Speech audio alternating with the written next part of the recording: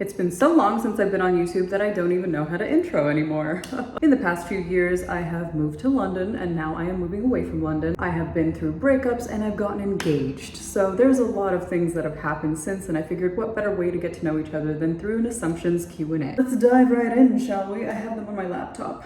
Oop, what is this? You come from money. That's a good question. There have been times in my life where all we ate was ramen noodles. There were also times in my life where I had lived with 5 different women consecutively and none of them were blood related. So there were definitely times where I didn't have the privilege of support financially or otherwise, but then there have also been times where I lived with family that were well off, and I had that experience as well. I also was very well supported for some time, so I had a really stark contrast of experiences, which I do appreciate because it turned me into the person I am today. So yeah, the answer is no, but also kind of. It depends on what time in my life you look at. Second assumption, history is a hobby for you. Now, I just haven't found my way in. I think the older I get, the more interested I become, but I haven't gone out of my way to learn literally anything. Please don't ask me any questions ever about anything because I won't know and then I'll feel stupid. So, you're actually super introverted and crawl back into your bed after a long social day. I was just making sure you weren't watching me because that was scarily accurate. Yeah, I definitely have a drive and desire to want to connect with people. I have to consciously build my bubble so that I'm not just like leaking energy. And then on top of that, I find it really overwhelming to be in like large social gatherings. I hate theme parks. I do not like going places with crowds. It's just like, oh, it gives me anxiety. I don't like it. But I will never shy away from an experience, even if there are a lot of people there. If it was like a group setting in nature or a travel opportunity or something that kind of offers some sort of something, then I would definitely be more inclined. But then there's like events that are at night, which I'm like, oh, my bedtime's at 8. Oh, we're supposed to be here at 9. So then, you know, less inclined to go. You never have negative thoughts about yourself. All right, hold on, let me think about this. Ugh. Bestie, do we talk bad about ourselves? Someone asked me if I have negative self-talk, and I said no, which I regret now because that is not true. When I experience mental clarity, I tend to forget how it feels to be in the thick of it. Unfortunately, I am experiencing it now, so I thought I would share honestly what it feels like. When I was younger, I used to pick myself apart a lot about my physical appearance. Now it has more to do with not being good enough or not being able to control things. So during major transitional moments in my life, like right now, I tend to struggle with the uncertainty. It sort of feels like a pending crash out, this urge to shave my head or get my whole body tattooed in one sitting. Upon further reflection, I think that's just my internal chaos wanting to be represented externally, because otherwise it looks like nothing is wrong. I just go through the daily motions. And because I have this incessant need to control everything, I cannot let things falter. I keep my world spinning while I am spinning out of control internally. This is just a season. Part of me feels like I shouldn't be talking about this, that it's too taboo or uncomfortable, but I also want to be authentic, and this is what's authentic right now. I don't believe that pain is a necessity to growth, but I do believe it often leads to growth. New inner baddie about to be unlocked, I guess.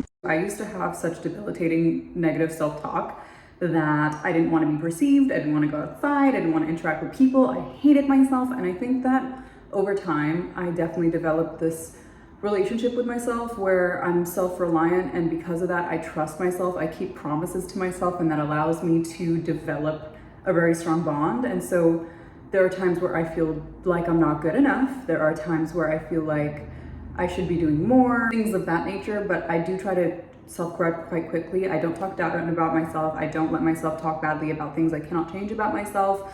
And if it is something I can change, then I will do what I can to change it. It's definitely taken years of subconscious reprogramming and self-awareness and journaling and therapy and stuff like that to get to this point though. So it wasn't just like born better than you. I worked on that. No, I'm just kidding. I'm just kidding. Oh, this is a perfect next one. I'm going in chronological order, by the way. The only thing prettier than your outer appearance is your heart. Yeah. It's not an assumption, that's a fact. You seem like a really serious person, I don't know.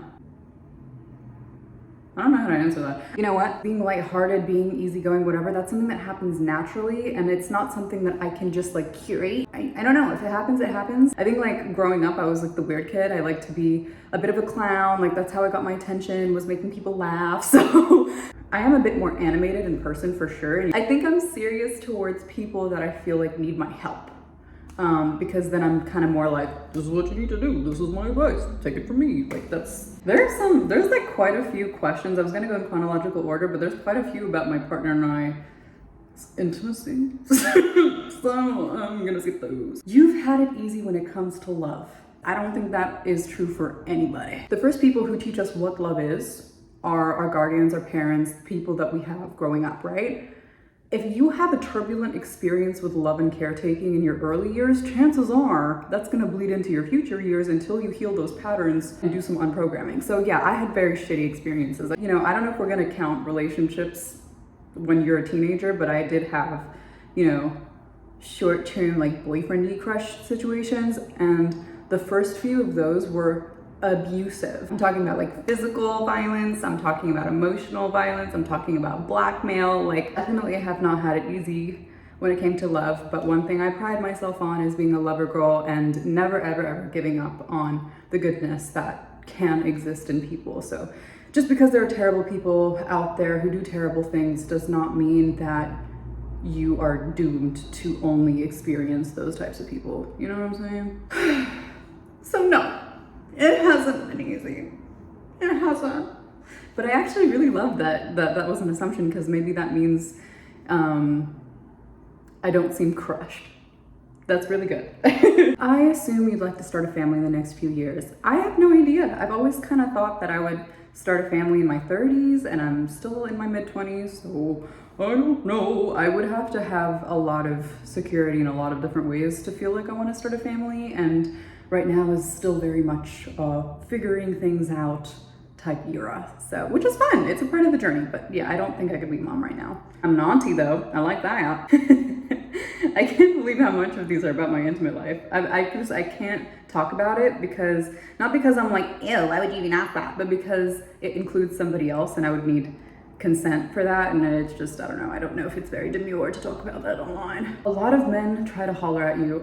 No, because I don't really go outside. I don't know if that would change if I did go outside, but I don't really, nah. You know what's crazy is when I was a teenager, I got hollered at like every 5 seconds. And I'm like, did you guys sense that I was naive and malleable and vulnerable? Because all of a sudden, now that I'm more of like energetically like, don't fuck with me, no one fucks with me. I'm like, are you all predators? I don't know. You're never mean to others even when you're having a bad day. I would say that's true. Like peace is quite literally my middle name. My middle name is Salam.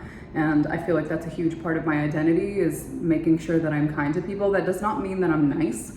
I'd like to think I'm a nice person, but I'm not like worried about being nice. I'm okay with being cold. I'm okay with being perceived as someone who's, you know, stuck up the butt or whatever if I need to be. But kindness is a non-negotiable for me. Integrity is a non-negotiable for me. You don't catch an attitude with your man. I can have a little bit more of like getting irritated quicker type thing, but I'm pretty good at communicating, hey, I need some space right now. Like I'm gonna remove myself before I act in a way that doesn't honor my integrity or my character. You are very beautiful. Fact! You went to therapy to heal your inner child.